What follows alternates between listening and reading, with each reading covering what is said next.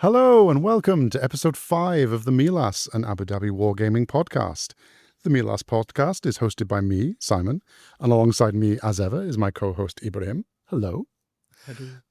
And today we are joined by our good friend Adam. Salam alaikum. Walaikum salam. The three of us are watched over, as ever, by the four cats of the Meelas, of whom Cinder is sitting in one corner thinking that he might want a microphone of his own. And then Casper has just come to join us as well. Decided to sit on Adam, playing favourites with the guest already. I'm always the favourite. If you like what we're doing on the podcast, do kindly drop us a like, comment, subscription, etc. It genuinely does help us in our little mission to spread the wargaming vibe across Abu Dhabi, the UAE, and beyond. And we'd also like to welcome the Battletech gang who joined us recently. We also have been playing a lot of Battletech around. So welcome, guys. It's nice having you on board. So, we have our karak and our Arabic coffee. So let's get into it with a bumper first topic of what got played at the Meelas. It's been 2 weeks since our regular programming. We hope you all had a great Eid for those who celebrate. But the Meelas itself was open as usual, which means we have so many different games to talk about. It's a lot of them, so let's go in alphabetical order, which starts off with some Battletech that got played. Now, as you mentioned, Ibrahim, the Battletech community have joined us, and they've been playing kind of regular games over the last few weeks. But I got to join in for my first Battletech game with like a 4-player free-for-all on a hex map. It felt like Adeptus Titanicus in that you've got a big stompy robot who's wandering around. You're adjusting your positioning, facings, firing, and ranges of your various weapons. And all of that movement, etc., generates heat that needs to be shunted into your heat sinks. And you can only do so much heat per turn. So if you overheat your engine, it starts to negatively affect your mech with like -1 movement, -1 to hit, that sort of thing. And yeah, I had good fun. I was playing John and Florian and Dima, or Demon, as Apple Podcasts likes to read him as. And yeah, it was a good, fun little free-for-all. I liked the random hit locations. That felt very Warhammer-y. But it wasn't great because my mech, everything kept hitting the left leg. Didn't get hit anywhere else. It was just left leg, left leg, left leg, left leg, until finally he hit the deck and the pilot got knocked out in the crash. I like that system because it also spreads. So even if your left leg keeps getting hit, okay, it's whatever is beside it. Yeah. And then what's inside. So it's like layers, which is really cool and very thematic. Your exoskeleton, then your endoskeleton, and then if all of that's gone, it's like, okay, your left leg's gone, now it's your left torso's opportunity. Just spectating the game and you're seeing the sheet that you guys have and there's dots everywhere in the sheet which just indicates where you've been hit. And I was thinking, wow, that's very specific to the game itself. And I quite like that. Oh, you've been shot in the left arm. That's where the damage is going to be, and that's going to have consequences on your Battletech itself. The game seems very thematic as well. I mean, the Battletech guys, they've talked about stories that they had in the past in which they'll be trying to chase after one of the guys, for instance, and end up through a basement in one of their buildings, or sliding on their face multiple tiles. Yes, so on that, I remember it was one guy slid into the building. They had to roll to see if the building had a basement. It did. He fell down into the building, down the basement. They had to roll whether the building would collapse. It did. And the whole building collapsed on top of that bottleneck. Well, that's really cinematic. Like that level of detail is really interesting. There's not many games that have that, is there? Because in things like old Epic 40k, you could shoot at buildings and destroy them, and your Titan could fall over into buildings. But that level of my mech ran, couldn't turn, fell over, slid into the building, into the basement, building fell down, but I was safe from being shot at because there's all the building around me. Yeah. That's a sequence of events that just lends itself to a story, doesn't it? Yeah. Even in our game, me and Adams, other Adams. There's 2 Adams here. Yes, to be clear, there are 2 Adams now. His mech was going to flank mine, and it walked on the street, but turned. It slid and fell on its face, took enough damage to not be able to get up again. Which was funny, because I was not expecting that to happen. And But, it's all based on 2d6 all the way yes. through. Trying to shoot, trying to do these piloting tests, hitting locations. So it's just having pairs of 2d6. Easy game, very straightforward, very easy to learn if you're already into the hobby. You had your Blood Bowl team game as well. Yeah. Clay came up from Dubai. Now, Clay, I've known virtually for like 5-6 years almost, since around COVID time. And this is the first time I actually met him in face-to-face, because we connected through D&D online previously. And so it was nice to actually meet him for the first time. He's a good bloke. And we had a match in the Dubai Blood Bowl League of my Skaven versus his orcs. Now, his orc team had like 300k team value difference. So his team were quite leveled up in comparison, quite skilled up. So the way Blood Bowl handles that is similar to Necromunda. You can bring in star players, you can hire temporary players. So I brought in the Skaven star assassin, let's get to stab something, and also brought in a mercenary gutter runner as well, because I only had my star gutter runner on the pitch and he needed some protection. The game went actually really well. It was a 2-1 win for Clay, and it was perfect kind of Blood Bowl strategy in that my Skaven received the ball on the first turn and took 4 turns to score. And in hindsight, I probably should have tried to hang around and try and score on turn 5 or 6 to give him less time to score. So the Orcs then had 4 turns receiving the ball to march their way down the pitch and get an equalizer right at the end of the first half. And then, because he would receive in the second half, he just got to do what Orcs do best, which is punch little rats for 8 turns while marching slowly to the end zone, which is exactly what a bashy team like that is supposed to do.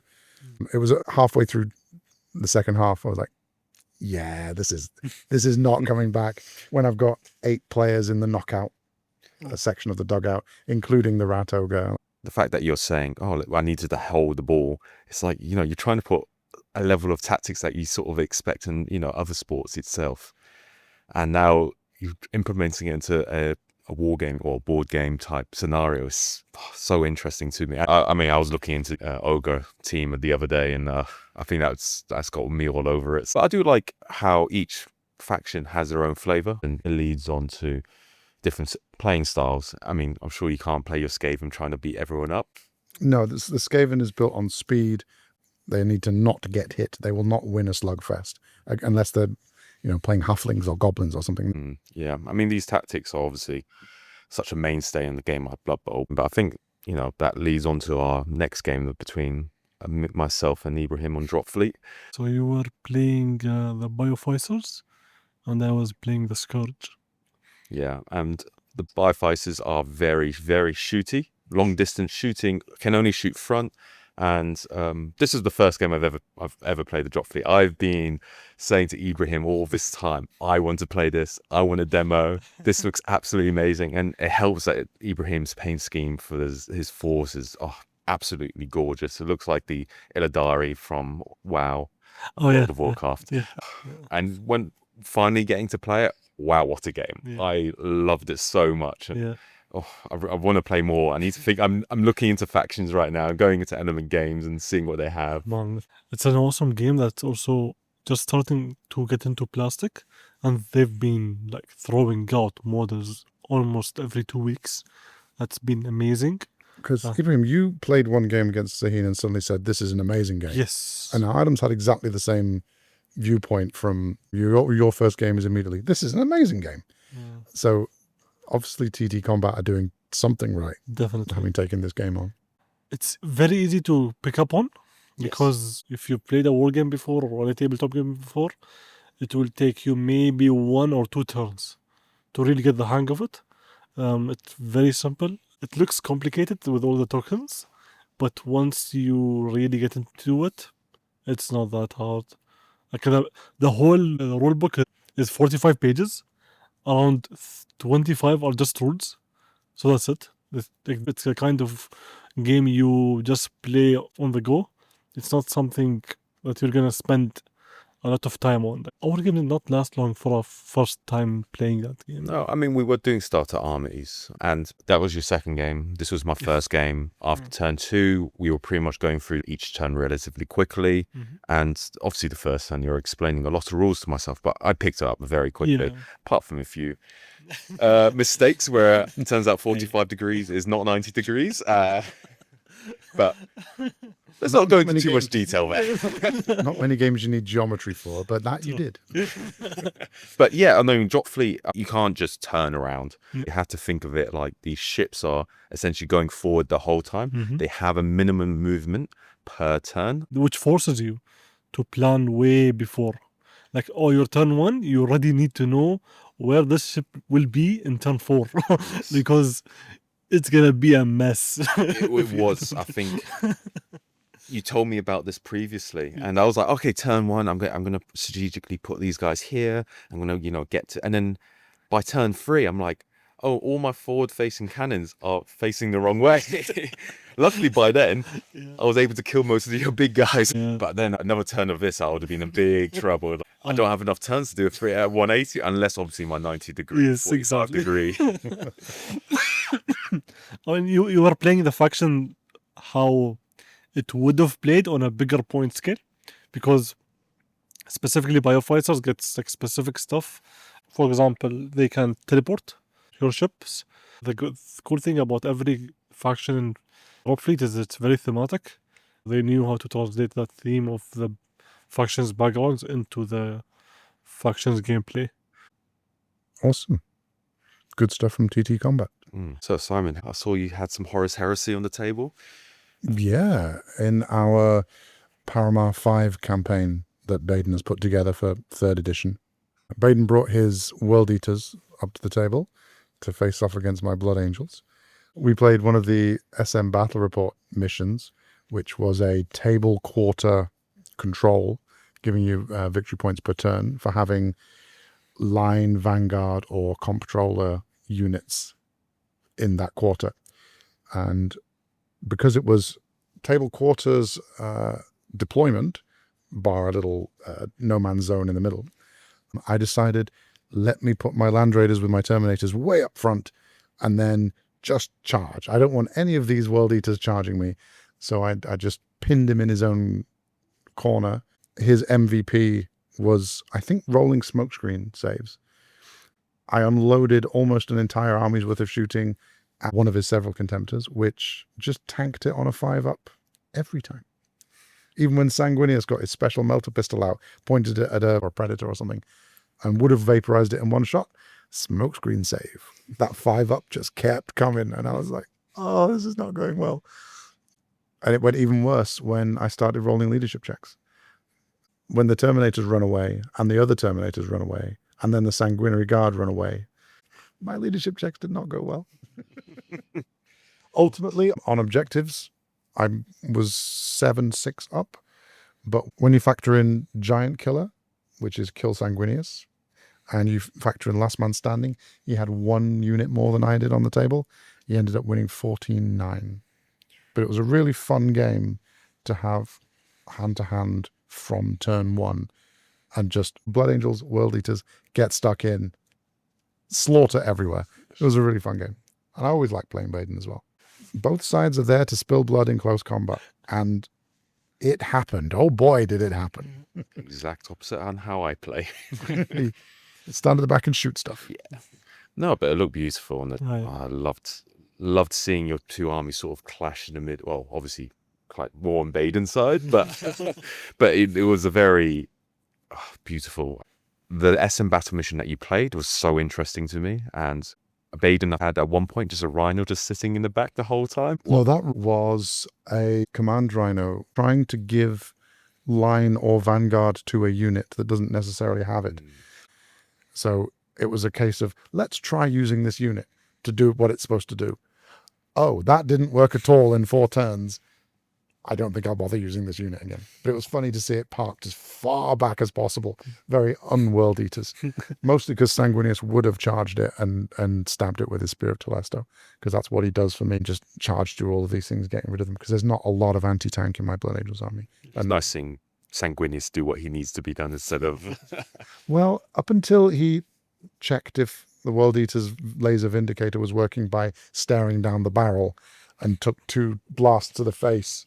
It's what my Sanguinius does. He tanks a lot of damage, but then just, goes out to a single bolter shot at the end. Expect him to just have like plot armor and one shot all the World Eaters before Abaddon. No, I did not get plot armor. No, not remotely. Maybe One day. Definitely one day. Now, you guys, I'm going to move to you because you've been playing So- Infinity. Yes, Adam's favorite topic too. So how bad did Infinity suck for you? Oh, well. So, in context, Ibrahim's been trying to get me into Infinity for how long now? 7 years. 7 years. I've known him for 3. So, I finally eventually caved in because the deal was I play Infinity, he has to teach me DropFleet. So, I eventually caved in and we eventually started with Operation Sandtrap. Yes. Yes. This is intro box, yeah. It's the good intro box with like 3 models aside. JSA and Pano, yeah? Yeah, exactly Yes. that. And usually, because the GSA has a specific model with a lot of skills, so just to walk you through slowly into how skills work. I was playing as JSA. The JSA in this scenario were a bit overpowered, I'd say. The tutorial is made in a way to walk you through the skills and how the game works. So one side is a bit overpowered in the sense they're good in both range and melee. The other faction is good in range. So it's not that it's guaranteed that you'll win, because we've seen some really funny stuff happen. I did not win. Oh, oh. I did not win as Casper decides to attack. You were playing the GSA, yeah? Yeah, I had JSA. I've got the mimetism of 6. It means that you're really unlikely to shoot me. Oh, I'm dead. Yeah, it happens a lot. Like I can't forget that one time where one of the regulars, the 10 points guy, killed the 47 points guy because he critted, and that guy was already on 1 wound. So it happens, but it just walks you through it. It was a very basic game. You were obviously kind enough to tell me, those guys in the back are just supporting. Mhm. They're not going to do anything. Mm. You want to use all your movement tokens slash All attack those- tokens on this one guy with a cool hat. Mhm. He's just going to jump around everywhere and slash everyone up and then jump out. Exactly. And I think that's exactly what happened. So I was able to You shish so- kebabbed everyone. shish kebabbed everyone very quickly. So but yeah, it was a good game. I enjoyed it, and I think that led on to our actual 200-point game. Ibrahim's been printing some Halo themed Is it right? terrain, which was obviously really cool to see. But Right. obviously, I don't know what I'm doing at all. I'm just placing my guys everywhere on the table because it looks cool. I'm thinking, oh, okay, this guy can drop in, he can stay out, and this guy can go there, and this guy can go there. And then obviously Ibrahim deploys his units in a very specific way. I'm going to put my big guy in the top who can shoot. And he has his big guy fire at a robot first. And I was like, oh, everyone keeps talking about this arrow feature. And I'm like, oh, I get to finally use it here. And we, after a while trying to figure out if my guy can see him, and we were like, oh, he can see him, yeah. What does he have? Oh, he has a quite a big missile launcher. He can shoot twice. Ibrahim's like, oh, do you want to use that now? I'm like, yeah. Roll away, and yeah, his big guy's dead. Yep. Blew up my 50 points guy right off the table. Cool. Turn 1. Quarter of his points gone in turn 1, Exactly. Yeah. and Was not part of the plan. So that automatic reaction order, the ARO or ARO, is such a key part of that game. Mhm. Of every time you do something and somebody can see you, they can shoot you, dodge away from you, whatever. Yeah. And when you combine it with that you're only shooting 1 dice at them, and they're probably shooting their full dice back at you on because it's their turn. But when you hit that crit, that 1 in 20 chance, all of a sudden, bad things happen. Yep. That's the beauty of it. oh yes, and I was like, oh okay, I get this game now. Yeah. You get the joys of I get the it. joys of it. And I think Ibrahim afterwards was like, well, I've got about 7 tokens left, and I was going to use them all on that guy, and he's dead. And he's dead. And Yeah. okay, and I think we just continued our game for another 2 turns, and you're like, Yep. I think we figured out very quickly that I just had to keep away. 'Cause Yeah. you couldn't score any objectives now, and I was gonna just win automatically. So It's I mean, 2 turns, that's like all, like out of 3, so you're done. yeah, no, it was but it was a good Yeah. game. I understand when obviously Ahmed previously mentioned, oh, it's a very skirmish based game. You know, you're talking about the Gears of War and such, and obviously Horus Heresy is actually my game. I like big armies, but I enjoyed Infinity because I mean we were playing a Halo 3 map. Yeah. I enjoyed it, and would it be enough for me to buy some models now? Maybe. What was the trickiest thing to get to grips with for you? A lot of these guys had individual special rules, and when you have 8 guys with 8 different special rules and you don't know anything about the game, that's probably where it's a bit like, okay, I need to, you know, Yeah, do your homework. you do your homework. And it's the same with, you know, obviously I'm a Mechanicum guy, and I think we've had a few games where I'm like, every time we play again, Simon, I'm like, you know, I could do this, and you're like, oh, okay. Yeah, you get like incrementally more dangerous every game as you suddenly realize all the rules you should have been using. The thing about it is that all the rules are there across all armies. Like your combi rifle isn't called something else in a different faction. Combi rifles are combi rifles. So that over time it becomes really easy to comprehend what everyone has and what each skill does. It was a bit annoying at times being like, okay, oh, my guy has this, so I need to open it up. Oh, okay. Yeah. You know, you got 5 or 6 rules, and I'm trying to open up each one Yeah. to make sure What's what? Yeah. what's what and make sure I do it correctly. And, you know, there's some specific rules in it. But, you know, I was surprised at how well I enjoyed the game. I was watching your game against Ahmed. Oh, that was fun. The terrain itself, it was a very much, for me, it felt like a very Counter-Strike. You go and pick up the hostages in Yes. the thing and then take them back to your deployment zone or hostage rescue zone. So yeah, the mission we were playing was really interesting, where it was basically an evac. So you had this giant tower in the middle of the table, and it was basically like a space elevator that takes you, I mean, space. And That is the concept. yes, I hope I got that one right. A space elevator that takes you to space. It only goes to the 2nd floor. Yeah, which is it was an awesome game. I really loved that concept because I never imagined that would be a mission. Like it's very specific, very sci-fi-esque. It was so cool. And the table you had was amazing. Oh, yeah. I loved the one thing about Infinity, and Simon, I think, you know, Infinity does have over Horus Heresy, is sometimes the tables they presented themselves look absolutely stunning. And I know you can do the same in Heresy, but We're very lucky with the Meelas that they've got such amazing terrain, not just the printed Halo stuff, but all those MDF pieces that are pre-painted that you can just pop out and build amazing buildings with. The amount of terrain as well, that they're covered in it. You'd never get a Warhammer game on that. Maybe a Necromunda, but otherwise a Warhammer game would be over-terrained. But for Infinity, it works because as soon as you can see something, you can shoot it.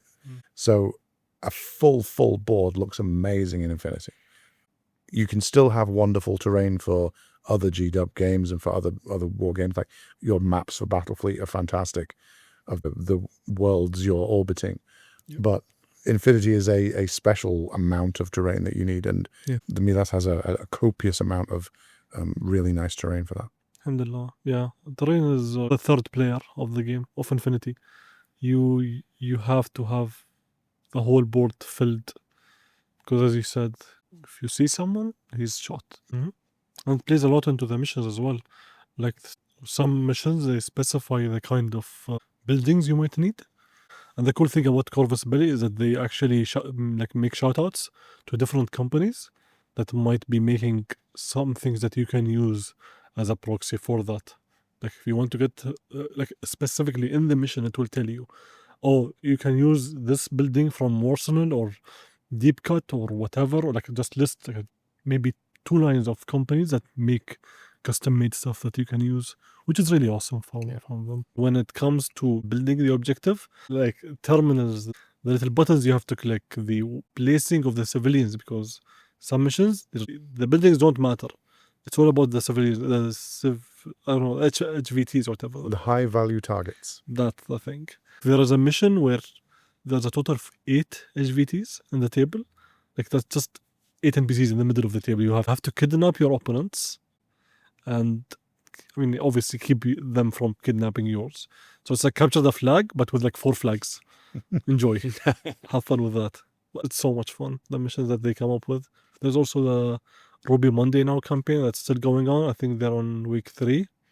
And I definitely want to try out their new community-led missions.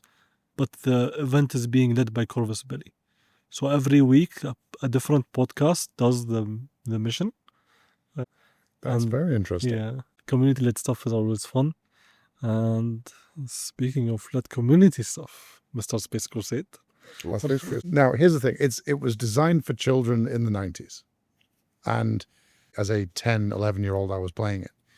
4 seasoned wargamers immediately break the system. You immediately know how to pick the right equipment cards, how to do better tactics, how to not bunch up.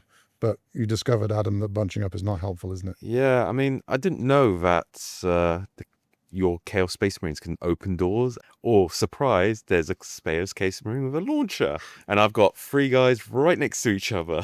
So to be fair, you had been talking a lot of trash after the first game. And so what I decided to do was put a Chaos Marine with a missile launcher and a Chaos Marine and an android in one room that you would discover fairly early on your part of the table. So I was going to give you a tough test. Now, it just happened that you stood 3 of your guys in squares next to each other. So when that Chaos Marine opened the door and was like, oh, that's interesting. Let me shoot and ultimately kill 3 Blood Angels out of 5 in one go, and left you with just your commander and, was it a bolter guy? Just a bolter guy, yeah. Oh. I mean, I think with that happening, I was like, great. All right, what am I going to do next then? So, I mean, after that, and by the way, this is after turn 1. So I was in a very precautious position after that. And I think Levi and Baden, who are also playing with us, was sort of rubbing it in a little bit. But I mean, yeah, that's what you do. Yeah, I mean, as 3 other all seasons players.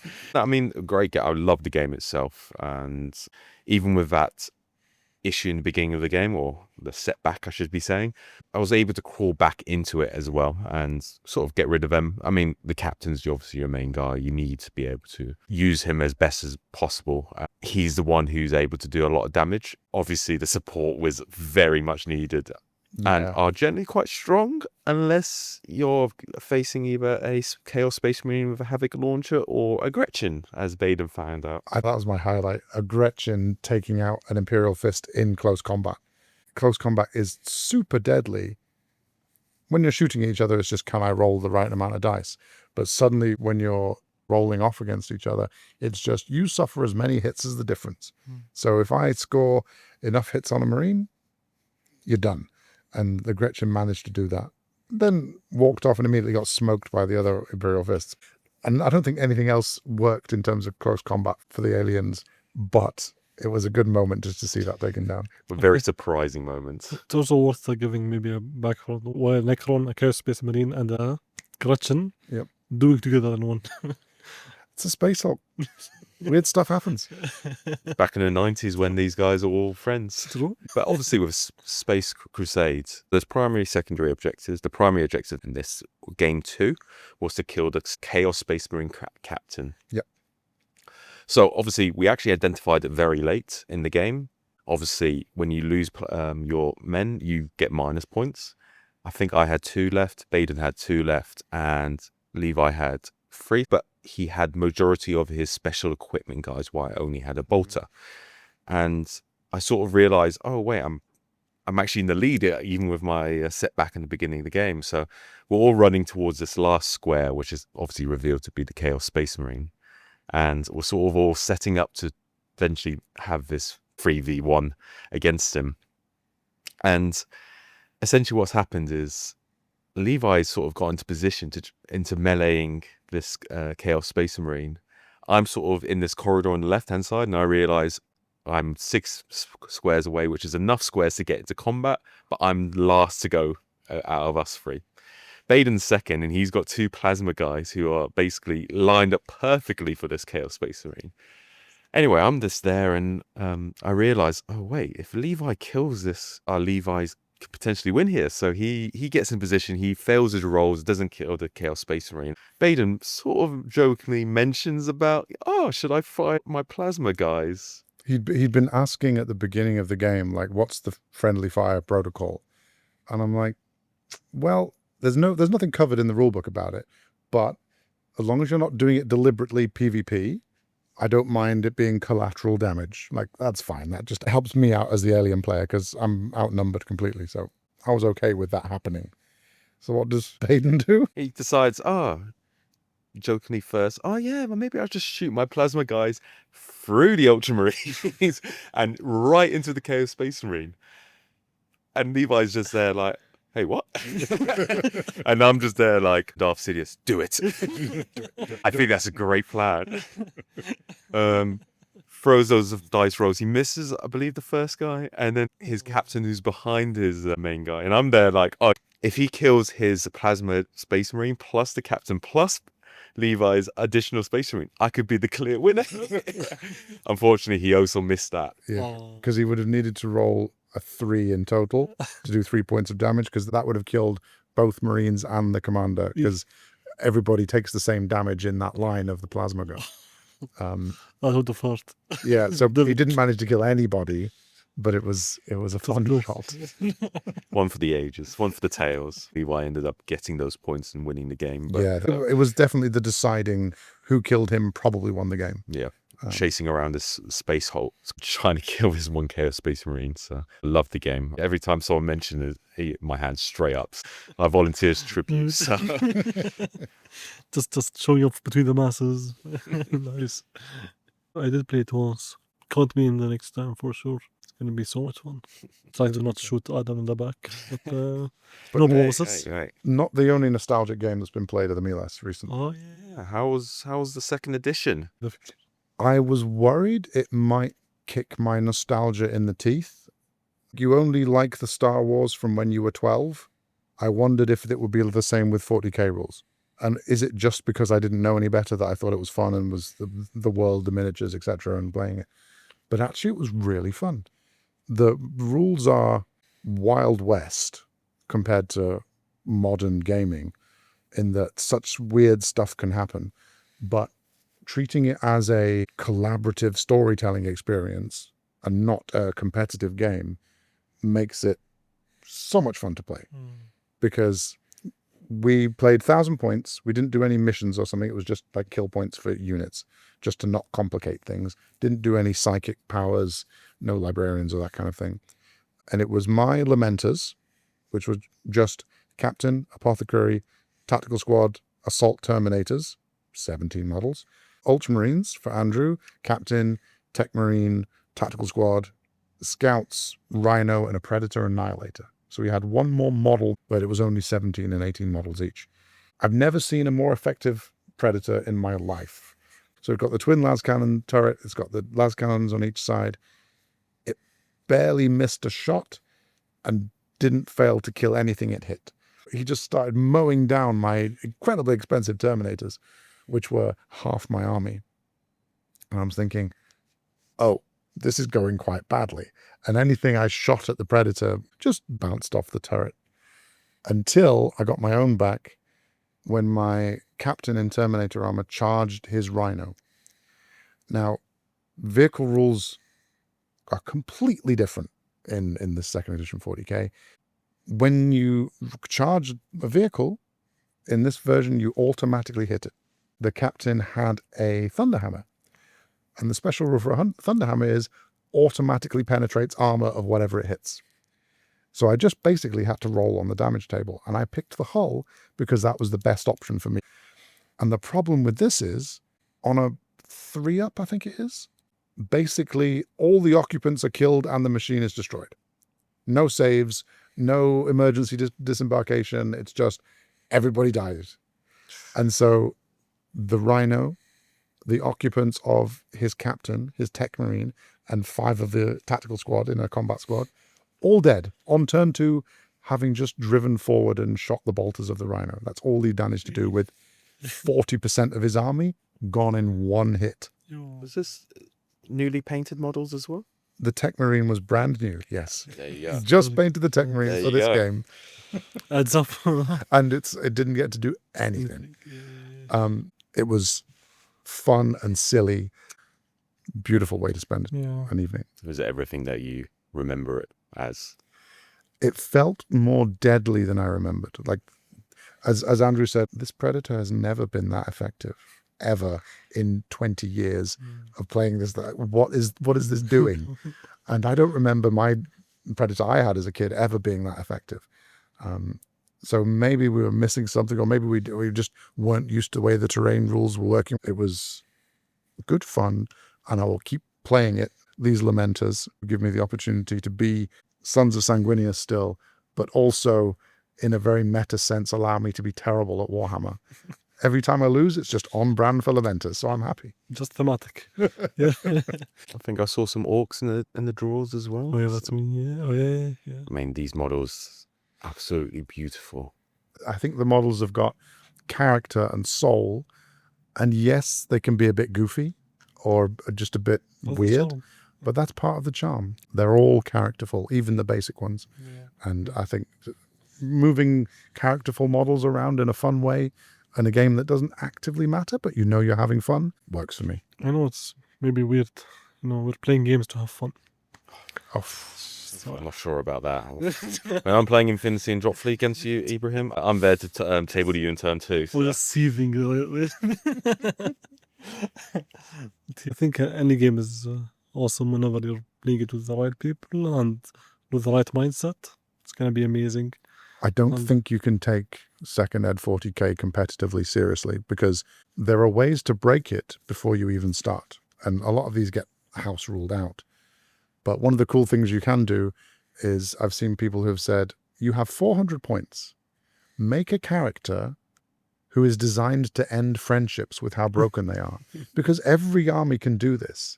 Combat drugs, vortex grenade, psychic powers, whatever it happens to be. You can make horrifically OP characters. And as long as everybody's got an OP character and you just have a little death match, see what happens. If everyone's OP, no one's OP. Exactly. Yeah. Can't wait to run my orcs and see how they go. Just I think I need to print whatever I had again, and then won't need anything else.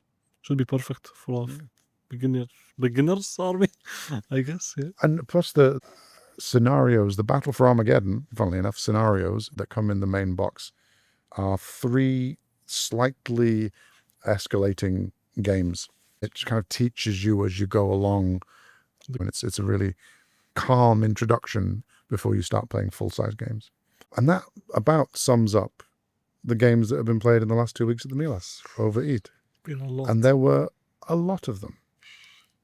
But as well as all the gaming, we cover what's on the hobby table. So if you've seen our Insta, which is ad.wargaming, come and give us a follow, give us some likes. We share the things that our Meelas attendees have been working on with our posts and our reels.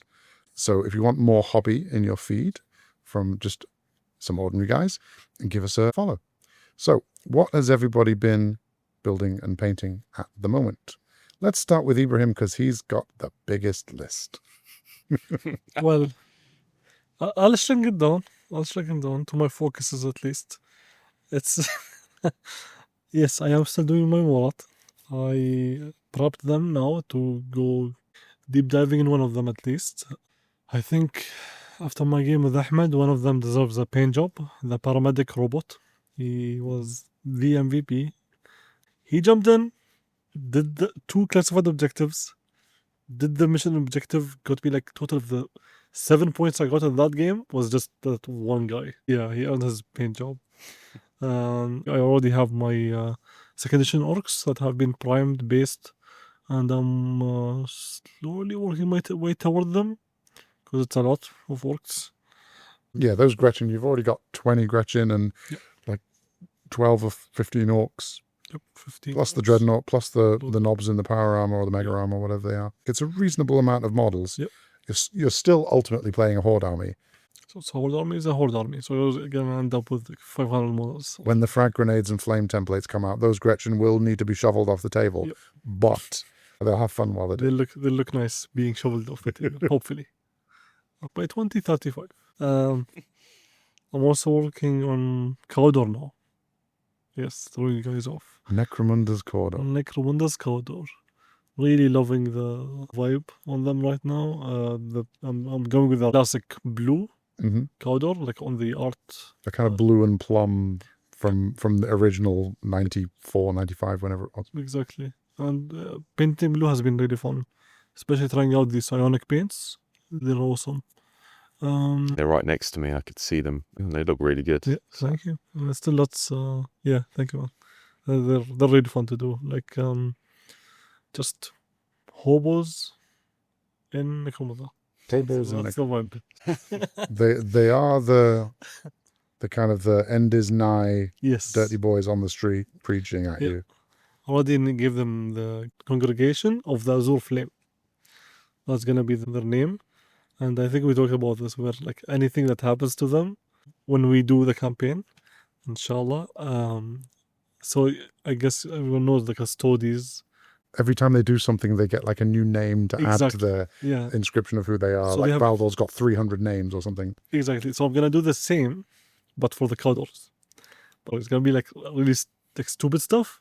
Like for example, if one of them falls off like one of the buildings, he's gonna lose a toe. He's gonna be called Brother Ezekiel the Nine-Toed, for example, because he lost a toe when he fell off.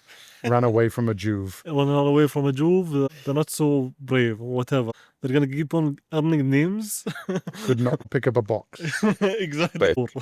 But if they do something good, they're not going to get No, those they're next not. up. Yes, that's not fun, but but yeah, that's I think also gives a throwback a bit to like Blood Bowl and Necromunda, where you don't play it for serious gritty game. You're playing it because it's silly. Because the stories that come out, the narrative that emerges from the dice you roll and go, this guy can't hit a barn door at 10 paces. He needs to have some melee weapons. Exactly that, yeah. And hopefully, I mean, we're planning on having the campaign start soonish. We've finally got the guys for it. So, yeah, instead of, working on my actual products, I'm Going to start playing some games. playing some games of Love that. Necromunda. Yeah. Now your Battletech, I saw your little Battletech guys in the green and orange. It was a fling. I did one mech. It was fun to do. I really wanted to try out the stamps from Goblin Hobbies. They were really fun to do, but you have to be super fast with them. Like I think that's the only like negative about them is that you have 3 seconds. Lots of YouTubers have been trying them out and seeing how they work. So it's like a metal plate that's got a number of embossed or debossed symbols in them that you're filling with essentially nail varnish. Basically. It's just a nail polish. You have to swipe away the excess, so it just leaves what's in the debossed section. And then using a silicone block that's kind of squishy. Yep. And you just tap it on the icon. Mhm. But you have to like It's like a circular motion, isn't Yeah. it? Like a roll motion. exactly roll it over the symbol and then apply it. And I think with some practice we're gonna nail it. And what was Adam starting his tiny little army. Adam, who's put everything into storage and into the warp and sent it on its way, has no army to speak of and is just trying new games. And all of a sudden, what appeared on your hobby table? Some Terminators, some Dreadnoughts. I mean, me and Ibrahim are having a discussion in terms of what Legion I should probably move into. But essentially what's happened is, like you said, Simon, everything's been sent off to a new location. And I was playing a lot of demo games and I was missing the hobby part of the hobbying. So I was in the store one day, saw some Terminators, thought, ooh, got inspired by Simon's Blood Angels Indomitus Terminators, and You're very thought, kind. you know what, I'm going to do exactly the same. But I had this image in my head, get rid of the Crux Terminatus and make it a very basic scheme. And at this point, I just shaved everything, sanded it down, and I was like, what Legion am I gonna pick? And me and Ibrahim were having this debate for a while, and he kept sending me some things on Instagram. It was just one. Okay, just one. All I needed. All I needed, and I went on New Recruit, and then I realized, oh, wait a minute, Iron Hands can include some Castellaxes. So you picked the Legion that likes to use big robots. Oh, I love big boy robots, nothing not to lie. Castellaxes, There's a Freudian slip in there. I heard one. Castellaxes, Domitars, Mechanican. Obviously, love my robots. Choosing Iron Hands, lore-wise, they're known to have their dreadnoughts. Ibrahim had some dreadnoughts I could buy off him, and it's obviously Terminators are cool models, and what great models as well. I love them. The 2024 Terminators are gorgeous. Gorgeous and so easy to assemble and paint. Now, obviously, I put a bit more time trying to sand everything down. Yeah, it really gives them that heresy vibe. For me, it was enough just to take off the Crux Terminatus on the left shoulder to put a Legion symbol there. But you've also taken off the Imperialis on the chest, which for me I liked. I kept it with my Blood Angels on purpose, but you've sanded down the chest properly, and it completely suits both Heresy and Iron Hands. I thought, obviously the Horus Heresy Terminators are nice looking as well, but these Indomitus ones are absolutely amazing. And I've chosen a scheme straight from the black books.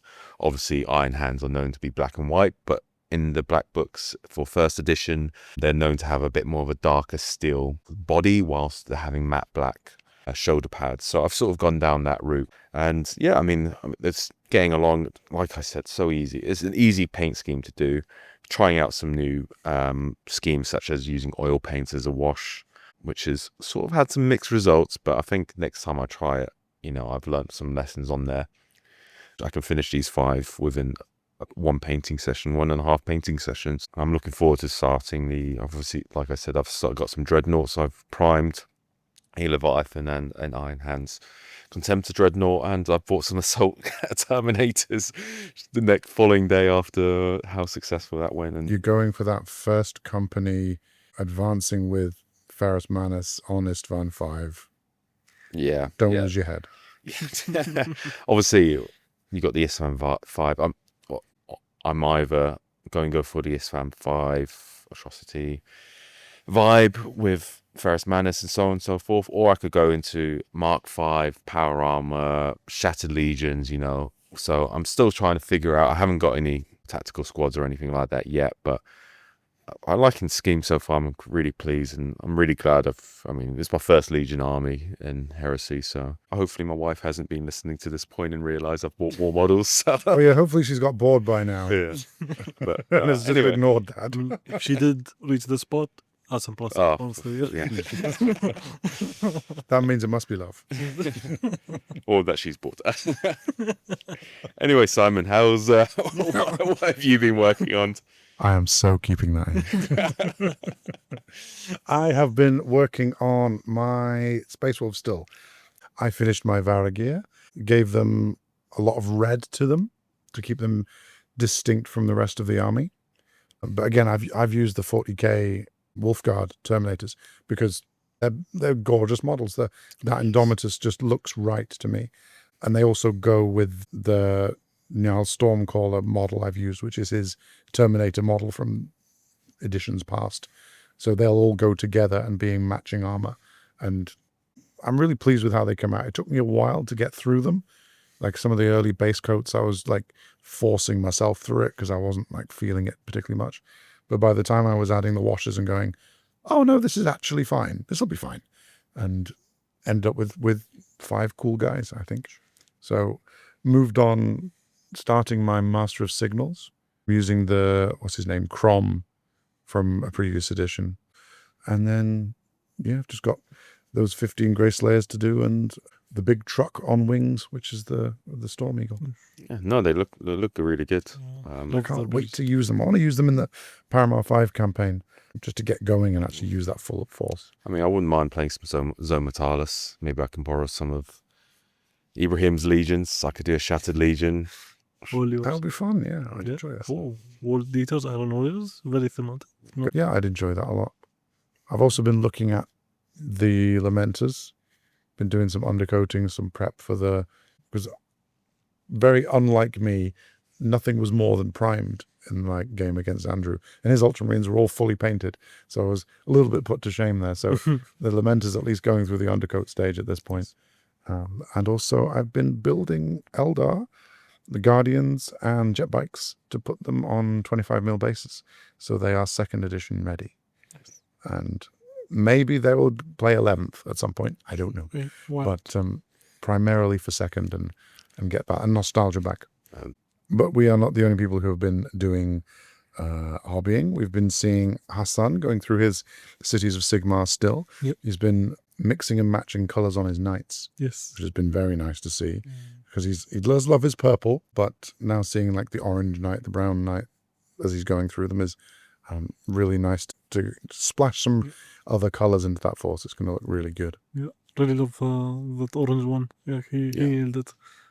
He was my favorite, honestly. Yeah, I love that orange one. He's turned out really nicely. Pains me to say it, but it does look really nice. So. Yeah, we need to get Hassan with you on this. He's played too many Spearhead games to treat Hassan nicely. Yeah, me and Hassan. When I need a game which is a bit more easier to play than Horus Heresy, I play a lot of Spearhead with him. So I'm looking forward to knocking out his Orange Knight now. So Yeah, someone to target now. yeah, that's the main target. If I can just kill that Orange Knight, then I don't care about the result. Spearhead is a very fun game. Yeah. I mean, compare it to Combat Patrol in 40k. I think Spearhead is just, yes, the mechanics is very simple, but it's a fun game. I enjoy it. Yeah. Sometimes that's what you want. You want exactly. a simple game. You don't want to. Exactly. And it's nice to see some troops running into each other with swords and. It's not quite rank and flank, but pretty close. Pretty close, yeah. Simon, you were able to convince someone to start Horus Heresy recently. Well, Tyler didn't need much convincing. It was something he wanted to get into already. The Saturn 9 box set was something he always wanted to pick up and wasn't able to for various reasons. So it was just a case of finding him his Legion and playing a little bit of Lorgar again, just to say, well, what do you like? And he's ended up with his Sons of Horus, which is really awesome, because I'm looking forward to seeing the green he comes up with. He was building his Justarin, and Malagast and people like that. So already straight into the resin. Yeah, he's straight into, maybe this is just the point where they painted themselves green, but they're not evil yet, maybe. So we'll see how he ends up going and what he feels like to run with the Sons of Horus side. But I'm really looking forward to playing him at Heresy properly, as it were, not just an intro game, and seeing where this Sons of Horus army goes. Ahmed was also working on his corpse calendars the other day. He finished the muscles on just the two guys, but they were looking interesting, very muscular. What would the word be? Muscular. Muscular. No, my English did not English. It's okay. But yeah, I think Levi has a lot of things going on. Yeah, he's not just at the Meelas, but he's been powering through his 1,000 Suns. Mm-hmm. He was rattling off a list of all the different units he'd done, and I was like, what do we and? So I'm super looking forward to them hitting the table. Levi's a great painter as well. I've acquired some Eldar from him, and some of the newer plastic Phoenix Lords. His Asuman is beautiful. The Fugan's really nice. Jane Czar's lovely, but the quality of paint he's got on the Asuman, I really like. Yeah, I love his 1,000 Suns as well. But in terms of hobbying and painting specifically, we have to give all the flowers to our very own Meelas master of the brush, Grzegorz. Just over this past weekend, he took his Infinity Starmada to Kontrast, which is a Polish festival of figurine painting and gaming in Warsaw. And his Disco Police have been partly painted in the Meelas. You know, cat hair, games, shawarma, general nonsense going on in the background. And he's come out from Kontrast with a gold award for his individual biker model, and also a silver award in the army category. And this past, I think he started about 8 months ago when he started painting that massive tag. He's been focused on this completion, and it's really paid off for him. They look fantastic. They're so gorgeous in that pink and blue scheme with the gold. And if you want to check out Grzegorz' stuff, you can find it at stary.paints, which is STARY.paints. And you'll see his stuff there. It's absolutely gorgeous. There's a reason he's our painting guru in the Meelas, and he's the one we all ask for the opinions of and techniques and things. So well done, Grzegorz. That was fantastic. Wspaniała. Yeah, absolutely stunning work. Like he went all in and he deserved it. And hope we can learn more from him. Honestly, he's an absolute role model when it comes to painting. Yeah, 100%. Massive congratulations.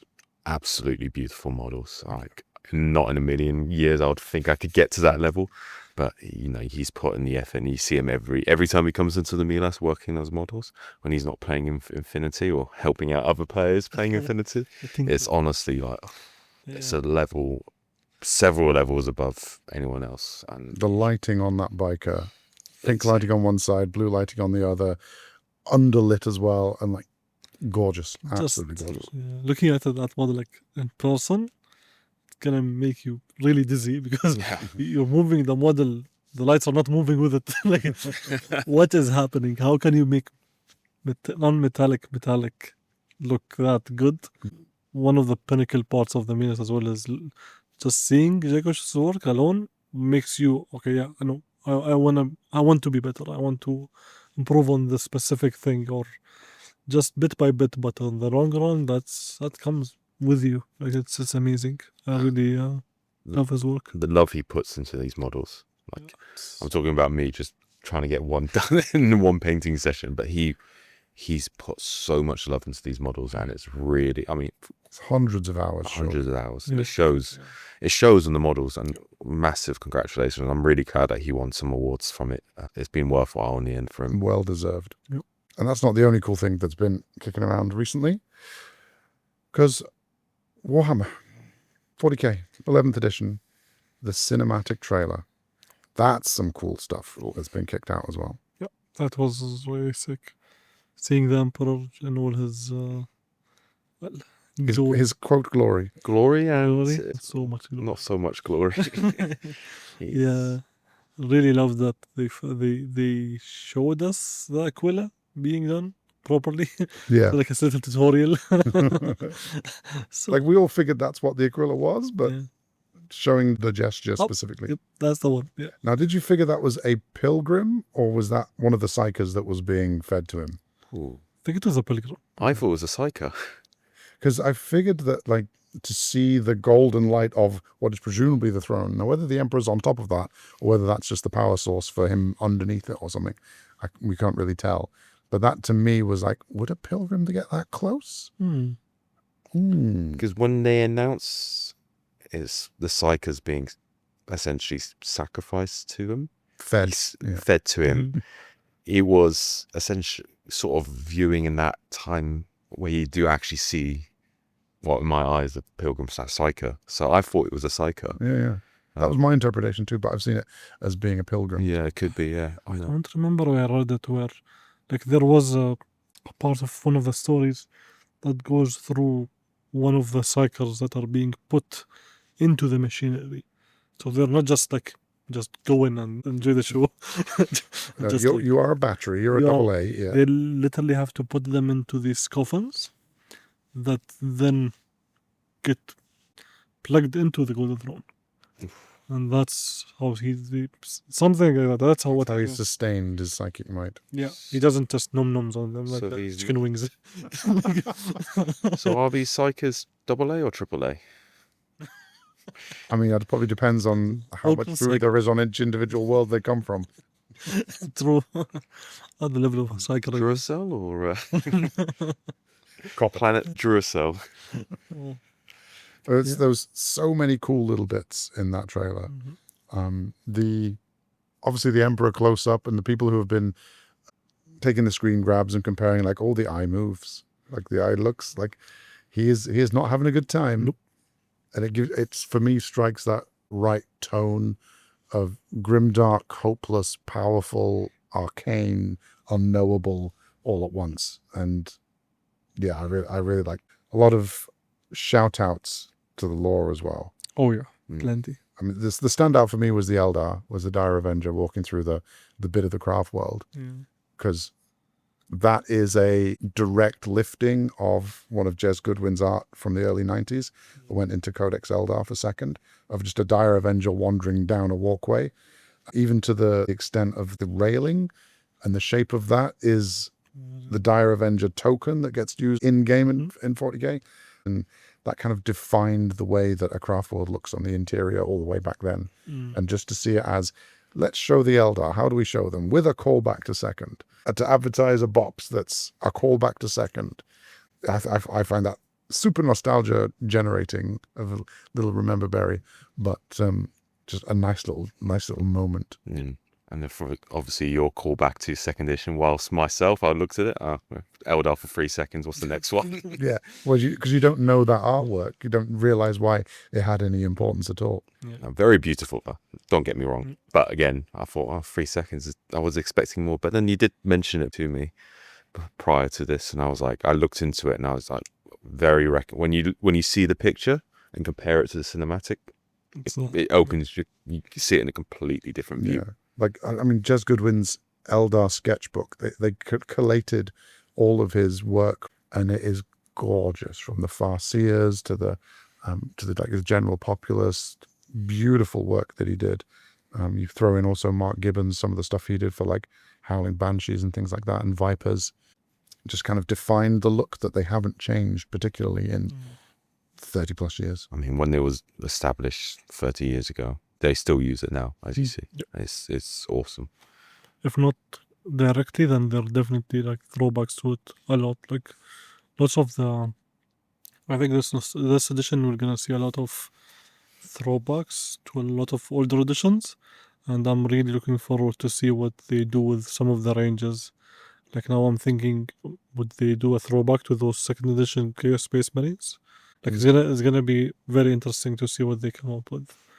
That's one thing. I think you can see the direction that Chaos is going in with like the Red Corsairs and Huron Blackheart and stuff. You can see how that has been developed from what they did with the Emperor's Children. And I think the Chaos is going to kind of set the style of what they're going to look like. So it's just a case of how are they going to add more of the other traitor legions, what they're going to do next, because obviously all of them are already existing, but how are they just redoing them? Where are Thousand Suns going in their look and feel? Where are World Eaters going in their look and feel? I think that's a really interesting if those come out again in 11th and where they're going to go. Yeah. Also back to the cinematic, I liked how they showed the turrets jumping into the acid pools. Yes. I think that's gonna returning the biomass to source, and the enormous feeding tube going up into that was a cool moment. Like I know that someone that has no idea what Warhammer is and looks at that part is like, what is happening there? Yeah. And that's an easy way to like there's clearly, I think it's a salamander who was being eaten, cooked. Who's sitting in that acid pool, and then why is the Tyranid jumping into? Acid sauna. I was just enjoying his time. The damn Tyranids ruining poor guys. It's not having a mani-pedi in there. But because of this cinematic and because of this new box for 11th edition, many people who are not into 40k already, or who have got one army in particular, are going to be starting new factions. They're going to be picking up the box, possibly splitting it with a friend and saying, are you taking the Marines or are you taking the Orcs? And that's always something difficult to start, whether it's a new game or whether it's just a new faction within a game, is where do you choose? How do you make your choice? So for our main topic this week, individually, how do we make a choice on what faction you pick? So I'm going to start with you, Ibrahim. Oof. What draws you in to a game you've never played before? Now, you obviously DropFleet or Infinity. We've talked about that on previous podcasts of like Hack-a-Slam appealing to you. But when you start something fresh, what is it that makes you go, ooh, I like that. Let me look into this. So usually, like, it's always going to be the rule of cool. What looks the coolest, because I know I'm going to be spending a lot of time looking at that model. In some cases, the rules, they will overpower the looks, and the look will grow on me because I really enjoy the way these play. And that happened a lot recently, at least, specifically with Infinity. Like I saw Haq Islam, they looked cool. I loved the vibe, but I did not enjoy the rules too much. Oh, same with Biofighters. What I think looks cool ends up always being the stealthy armies. I do not like to play stealthy. So then I just kind of go 180 and look for the tankier, little ape-minded faction. So World Eaters, Morats, Orc Second Edition, and from there I just dig into the flavor. Really live that, like read as much as I can about the lore, the background of that specific faction. Get myself into that mindset of that faction, and then basically go ham and order everything, and then never touch that box again. But that's usually my thought process. Is always I try to see the gameplay as well. It used to be not really that important to me, but the more I started to focus on actually playing more than just painting, gameplay affects my decision a lot. But I would say that's how I approach faction picking. Because you now know yourself as a player to say, I like to play a certain way. Mm-hmm. Like you had your Iron Warriors and big shooty tanks, not your kind of thing. Nope. But when you ended up with World Eaters and charge in, close combat, let's see what happens. Mm-hmm. That kind of appealed to you. Very much. The melee part is I'm realizing across most game systems is what I like. Even though it's the extremes. Either go all out artillery, or like as far as I can be, or in your face in the mud. That's basically the two sides of me. What would you say is your approach? Definitely rule of cool. I'm kind of very visually minded, very aesthetic minded. So something needs to appeal to me. It has to look pretty from my version of pretty. So for instance, with Infinity, scrolling through endless things on Corvus Belli's website or on Warsenal, just like, what do I like? And you guys had a video that was going off in the background, and I was looking up every so often and going, that looks the same, don't care, whatever. And then suddenly the military orders popped up, and one of the models just stood out to me at one of the nights and just went, oh, that's cool. The pose, the armor, the color scheme that I would have changed, but the whole thing just stood out to me as, that's interesting. Let me read about that. And again, reading through the lore and finding my niche, finding that end of a sentence that's not completed and saying, where can I complete my army and put it in the world and make it feel like part of the narrative? Because I love taking the symbols and taking the iconography and going, where does this fit? What does this mean in this world? And how do I express that in my own way? Whether that's with a original chapter of Space Marines, or is it a different color flag, or how do I find the gap visually?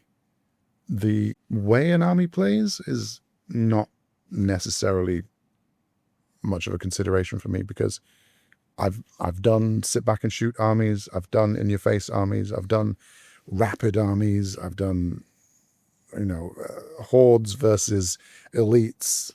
The way the game plays is not that important to me, because it's the character of the force. If they need to play a certain way, that's the way I'll play them, come hell or high water. So that's whether it's been my Thousand Sons, the Space Wolves, Blood Angels, the military orders, whatever it happens to be.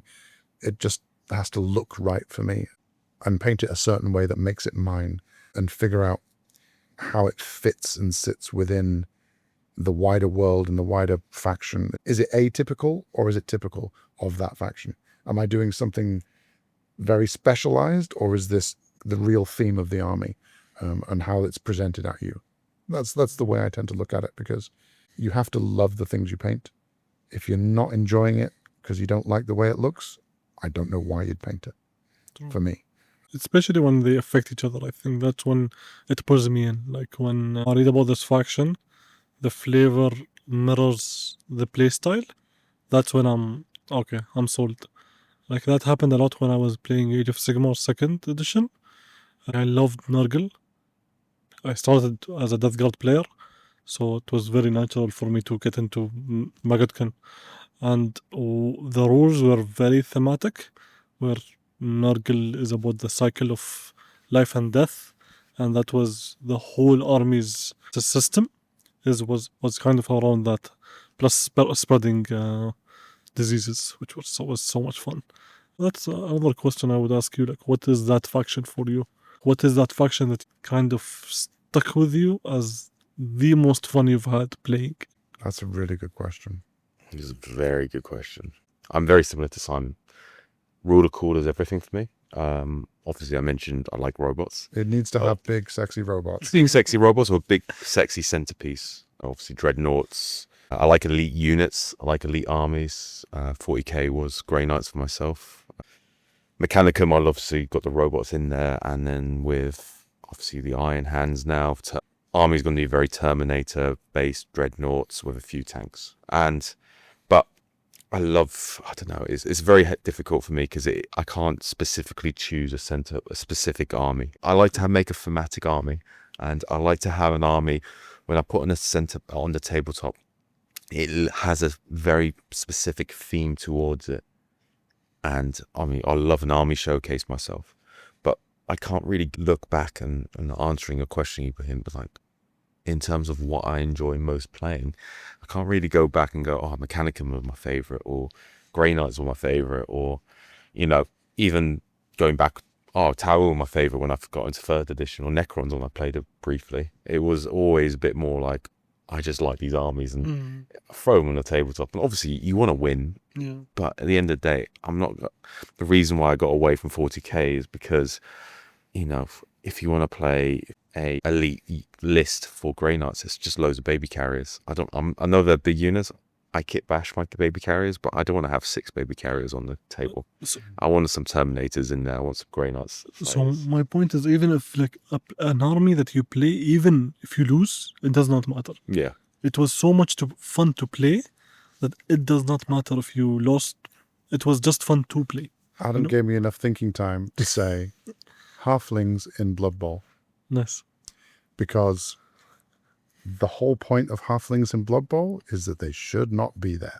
They are all there because somebody offered them some food, and you can get good food at the stadium, rat on a stick, whatever it happens to be. There's a chef making something for them, and they are little dumpy fat guys who you can't grab properly because they're, hobbiting their way in between your legs, and they shouldn't be playing Blood Bowl.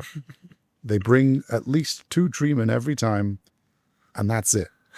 I've always had fun playing halflings because anytime they do anything, it's a little mini victory. They're there to be punched and taken out and run over and run past, but you can do little surprising things with them, whether it's a 1-turn touchdown by the treeman picking up the halfling with a ball, throwing him deep into the opponent's half, him landing safely somehow, and then running off and scoring. That's always fun to do, to just say, yeah, that can happen. 1 turn, you can't do anything about it if I make my rolls that you can math out beforehand. But even mid-game, dodging in 3 with a reroll, 3 with a reroll, 3 with a reroll, picking up the ball on some outlandish number, dodging away, handing it off, passing, whatever. And they don't pass properly because they're too short to throw the ball properly. And you can pull off these little razzle-dazzle plays if the dice are with you. And it's always fun. And if they get beaten to a pulp and half of them die, that's thematic. And that has always been fun for me with halflings and Blood Bowl. My Blood Angels make the inner child happy because that's the army I always wished I had had since the early 90s, since 2nd edition. Like, this is how they should look and feel. And I've reproduced that for myself. So I'll always have fun playing them, whether they win or lose. Because I just love the essence of the army right from the very beginning. But for like deep down making me happy while I'm playing, it's always been halflings because they're supposed to lose. And if they win or do something cool, they've just done something cool. I love that part. You see hobbits playing that way. You know, like how would you imagine hobbits playing American football? Like it would be exactly that. You know, they'd just be getting kicked around, and then one of them is just cooking with a giant pot in the corner. Because I think one of the models is that, right? Yeah, I don't even haven't looked into them in season 3, but they used to have the halfling master chef, Yeah. who his concoction would be so distracting that you would basically steal rerolls off your opponent. So most teams would have, say, 2 or 3 rerolls, but with the halfling master chef, each half you could steal 3 of them. So suddenly the halflings could have 6 rerolls, and the opposing team would have none, which goes a long way towards saying, I will try that super risky play because this little fat guy is going to do it. He's got to. Yeah. And like that's what I meant when you look at a faction and see it, you know? Like that's what I've been reading more about Necromundas recently. And that's what actually got me into Cawdor, because, you know, they're just homeless emperor worshippers, you know, and then you think like, okay, what does that even mean? Like every time I just read a bit about Necromunda, I'll always go back to reading a bit of one of the gangs, and I'll get dragged right back in. And Necromunda will always be a game that I would really, really love to play because of just how silly it is and how fun it can be when played.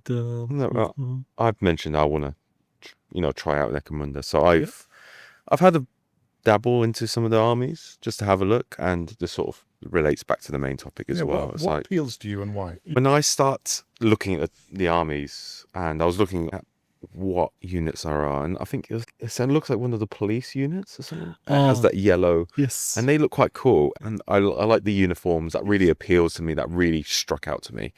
But at the same time, the units that you've got in the top shelf, Goliath, Goliath, grinders, corpse grinders and Goliath, also very appealing to me. It's just the whole theme about it. I think another thing for me is also looking at nostalgia. I mean, I love your Blood Angels. I've said I will try one day an Ultramarines one, similar style, with the high contrasting bright blue, the yellow instead of the golds. Yeah, I do love that. If some of those minis ever make it into my collection, I'm sure that I'll at least try that Ultramarine style on, because it's so iconic. But again, it's all a call at the end of the day. Definitely. Because like, what got you into it in the first place? Something that looked really cool. True. My dad handed me in a bookshop White Dwarf 155, I think it was, which had a Dark Angel on a bike, wielding a power sword, shooting the bolters from the front of the bike. I had no idea what it was. I could barely read the term White Dwarf at the top, but the image was, oh, that's cool. I should investigate this. And I think that's the first drive of, you need to play something that connects with you and goes, oh, that's cool. Yep. There has to be that starting point. I mean, mine was in a playground. Someone brought in the catalogs. I remember seeing it and being like, what's that? And just scrolling through these pages and being like, wow, these miniatures look awesome. And I eventually was able to convince my dad to buy me the Tau, I think, Battle Force books. I loved it. And that got me hooked, and I loved the orange scheme. My background, when I was around that age, I was mostly playing Call of Duty, Halo, Gears of War whenever it came out. That was my kind of go-to, and whenever I would look at a Space Marine, I'd be like, why are you blue? And That's not very, very tactical. Yeah, that's not very, you know, they can easily see you, like, why are you red? What got me into Warhammer was more the lore, the background. Like looking into the Emperor's background, like that Luton video, 1 hour 30 minutes. Then No Lifing Dawn of 4 for a very long time. Total War when it came out, like that was my beginning, which is very recent compared to most people. The art kind of shifted a lot. Like when you look at the black books, the Horus Heresy artwork. The artwork in most Warhammer books was very grim, and I love that. That appealed more to me, and it's something I've been, like, for a very long time trying to reflect on whatever I paint. But more recently, I think it's just trying to take a more artistic approach to painting miniatures rather than just speeding through A lot of the John Blanche artwork inspired me, and that's always been my kind of view of Warhammer. I've mentioned Mark Gibbons before as one of my favorite artists from GW, and his Swordmaster of Hoeth, his Blood Angels, Chaos Marines, that kind of thing, were all so clean and crisp.